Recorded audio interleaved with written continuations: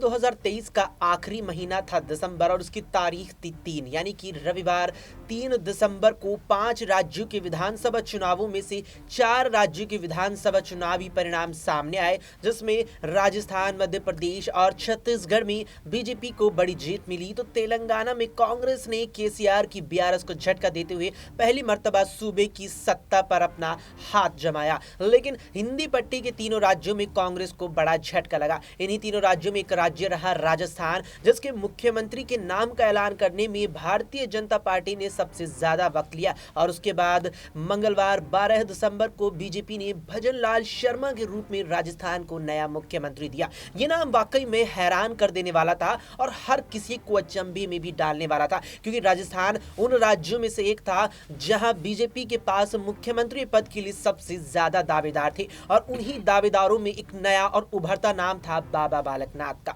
बाबा बालकनाथ को जब यहां मुख्यमंत्री पद नहीं दिया गया तो उसके बाद संभावना जताई गई कि अब जब कुछ ही दिनों बाद भजनलाल शर्मा की सरकार में मंत्रिमंडल का गठन होगा तो भजनलाल शर्मा की इस सरकार में बाबा बालकनाथ को ऊंचा और बड़ा विभाग यहां पर बतौर मंत्रालय मिल सकता है, लेकिन वैसा भी नहीं हुआ। करीब 5 से 6 दिन पहले जिस तरह से यहां भजनलाल शर्मा सरकार में 22 विधायकों ने मंत्रिमंडल में शपथ ली, उन 22 विधायकों में भजनलाल शर्मा के यहां बाबा बालकनाथ का नाम ही नहीं था और वो भी वाकई में हैरान कर देने वाला था। और उसके बाद यहां पर सवाल उठने लगे कि आखिर बाबा बालकनाथ को लोकसभा से विधानसभा में लाया क्यों गया, आखिर बाबा बालकनाथ को उनकी लोकसभा की, उनकी संसद की सदस्यता से इस्तीफा दिलाया क्यों गया, आखिर बाबा बालकनाथ को बीजेपी ने आगे क्यों किया। यही सारे सवाल हैं, इन्हीं सारे सवालों पर बात होने वाली है क्योंकि बात जरूरी है। नमस्कार, मैं हूं अक्षय अग्रवाल और स्वागत है आप सभी का हमारी इस खास पेशकश में। हमारे साथ हमारे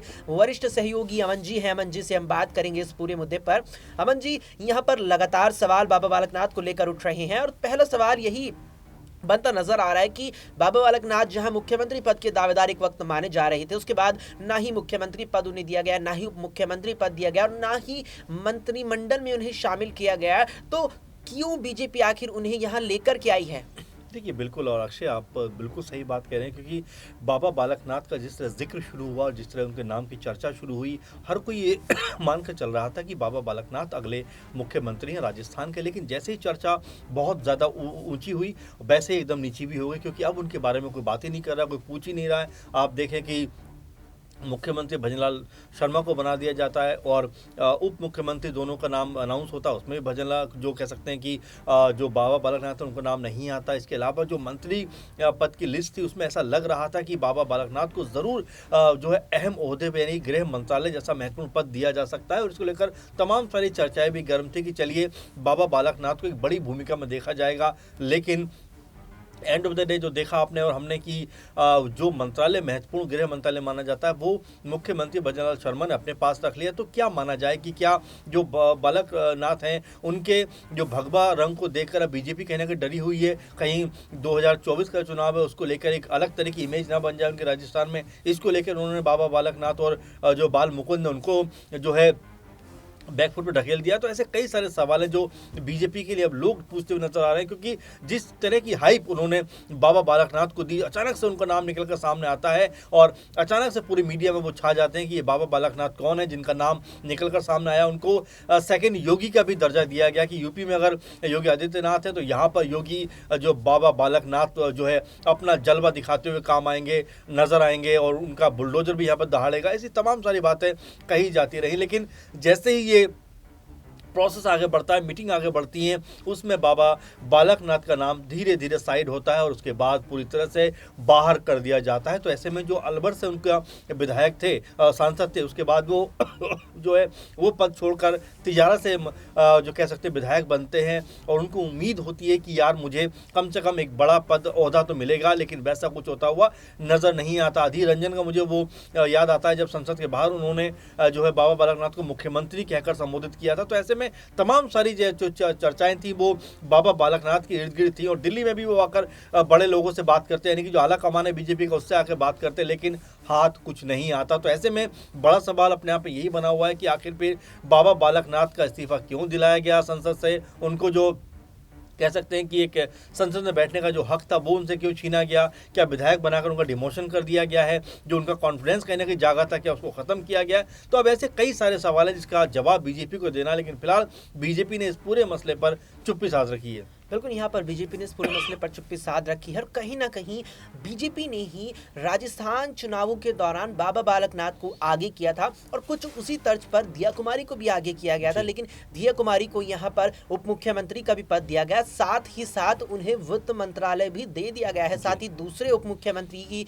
यहाँ पर बात की जाए तो उन्हें भी यहाँ पर परिवहन मंत्रालय दिया गया है, जबकि बाबा बालकनाथ को एक भी मंत्रालय नहीं दिया गया। और यहाँ पर कहीं ना कहीं अचंभे में डालने वाली बात यह भी है कि सुरेंद्र पाल सिंह टीटी जो भारतीय जनता पार्टी के लिए श्री करणपुर विधानसभा सीट से उम्मीदवार थे, उस श्री करणपुर विधानसभा सीट से उम्मीदवार थे जहां पर चुनाव भी नहीं हुआ था, यानी कि सुरेंद्र पाल सिंह चुनाव लड़े भी नहीं, चुनाव जीते या हारे भी नहीं, उससे पहले ही उन्हें यहां पर मंत्रिमंडल में शामिल कर लिया गया। हालांकि दिग्गज नेताओं में उनकी गिनती होती है राजस्थान में, लेकिन बात यहां पर यही आती है कि एक नेता को जब यहां पर चुनाव लड़े बिना मंत्रिमंडल में शामिल किया जाता है तो आखिर उस नेता को मंत्रिमंडल में जगह क्यों नहीं मिलती जिसे आप लोकसभा से, जिसे आप संसद की सदस्यता से इस्तीफा दिलाकर के विधानसभा में लाते हैं। बात लगातार हो रही है, सवाल लगातार उठ रहे हैं, सवाल लगातार गहरे होते जा रहे हैं। अमन जी, यहाँ पर आपने जिक्र अधीर रंजन चौधरी के उस कहीं ना कहीं वाकया का किया जब संसद से बाहर निकलते हुए अधीर रंजन चौधरी ने बाबा बालकनाथ को राजस्थान के मुख्यमंत्री के तौर पर संबोधित किया था।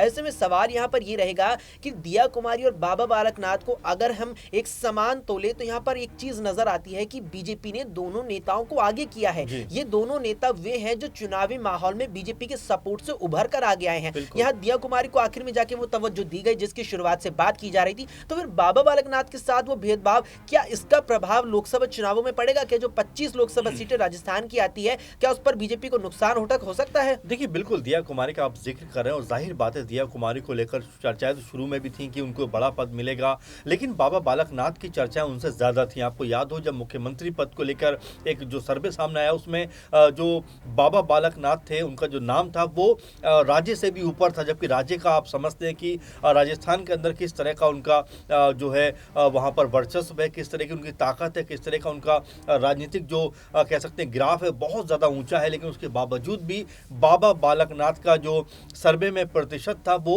राज्य से भी ऊपर था। तो यहाँ पर ये बात तय हो जाती है कि दिया कुमारी से भी ज़्यादा चर्चित चेहरा बाबा बालकनाथ थे। तो ऐसे में महत्वपूर्ण बात यह है कि चलिए उप मुख्यमंत्री दिया कुमारी को बना दिया गया, लेकिन क्या बाबा बालकनाथ को वित्त मंत्रालय या फिर गृह मंत्रालय के लिए भी जो है पार्टी ने नहीं सोचा? जबकि अगर देखा जाए तो गृह मंत्रालय मुख्यमंत्री भजनलाल शर्मा के पास है। तो क्या एक मैसेज दिया गया है कि जो कह सकते हैं कि महत्वपूर्ण मंत्रालय है वो मुख्यमंत्री के पास रहेगा और जो मुख्यमंत्री के पास रहेगा इसलिए सारी ताकत जो है वो मुख्यमंत्री के इर्द गिर्द आके बुन जाएगी। ऐसे में जो बाबा बालकनाथ है उनकी जो ताकत है या जो बढ़ती है गृह मंत्रालय मिलने से, उसको बढ़ने से पहले ही एक तरीके से खत्म कर दिया गया। क्या भजनलाल शर्मा नहीं चाहते थे कि बाबा बालकनाथ को इस तरह से प्रमोट किया जाए, इस तरह से उनको गृह मंत्रालय दिया जाए, या फिर जो है बीजेपी आलाकमान नहीं चाहता था? तो अब कहीं ना कहीं बाबा बालकनाथ को लेकर चर्चाएं फिर से गर्म हो गई हैं कि क्या वो इस लायक भी नहीं थे, क्या उनको बीजेपी ने इस लायक भी नहीं समझा कि उनको कोई मंत्रालय देकर कहीं ना कहीं उनकी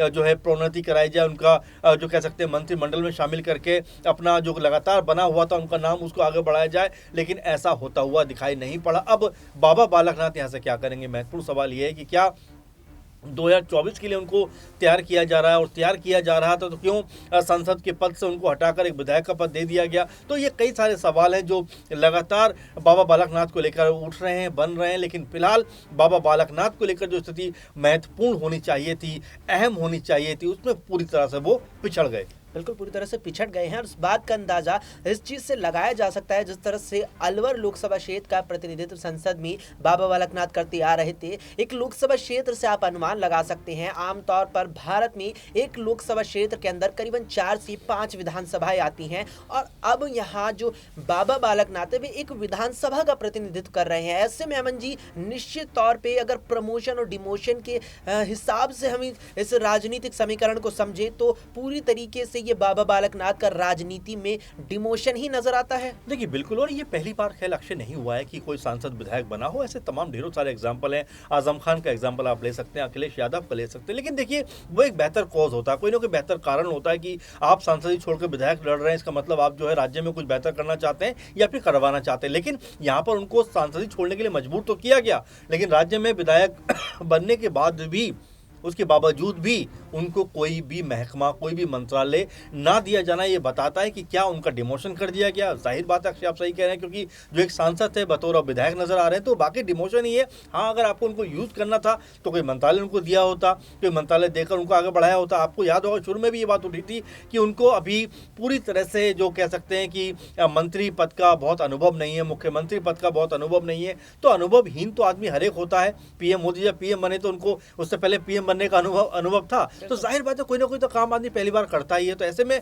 बाबा बालकनाथ को दरकिनार करना अपने आप में कई सारे सवाल खड़े करता है। और क्या 2024 का जो आम चुनाव है राजस्थान में, क्या बीजेपी को वहां पर करारी शिकस्त झेलनी पड़ेगी, वोटों में गिरावट देखनी पड़ेगी? क्योंकि जिस तरह से बीजेपी ने बाबा बालकनाथ के साथ में काम किया है, क्योंकि बहुत सारे लोगों का इमोशन बाबा बालकनाथ के साथ जुड़ा हुआ था। तो ऐसे में अब देखना होगा कि राजस्थान के चुनाव में बीजेपी को किस तरह का सपोर्ट मिलता है, या फिर ये सपोर्ट जो है ये विरोध में बदल जाता है। बिल्कुल, यहाँ पर उस पूरी बातचीत में अमन जी ने एक बड़ा सवाल तमाम दर्शकों के लिए छोड़ा है, क्या बीजेपी को उसका नुकसान उठाना पड़ेगा? और एक और बड़ा सवाल हम आपके लिए छोड़ रहे हैं कि बाबा बालकनाथ को जिस तरह से यहाँ पर नजरअंदाज किया गया है, क्या इसके पीछे कोई ऐसी वजह है जिससे कि पार्टी आला कमान कहीं ना कहीं बाबा बालकनाथ से निराश हुआ है? क्या कोई नाराजगी रही है यहाँ पर पार्टी आला कमान की जो अहम मौके पर सामने आई, जिससे बाबा बालकनाथ को जहां मुख्यमंत्री के दावेदार माने जा रहे थे वहां मंत्रिमंडल तक में उन्हें शामिल नहीं किया गया, जहां लोकसभा में हलवर का प्रतिनिधित्व कर रहे थे, वो अब केवल तिजारा विधानसभा के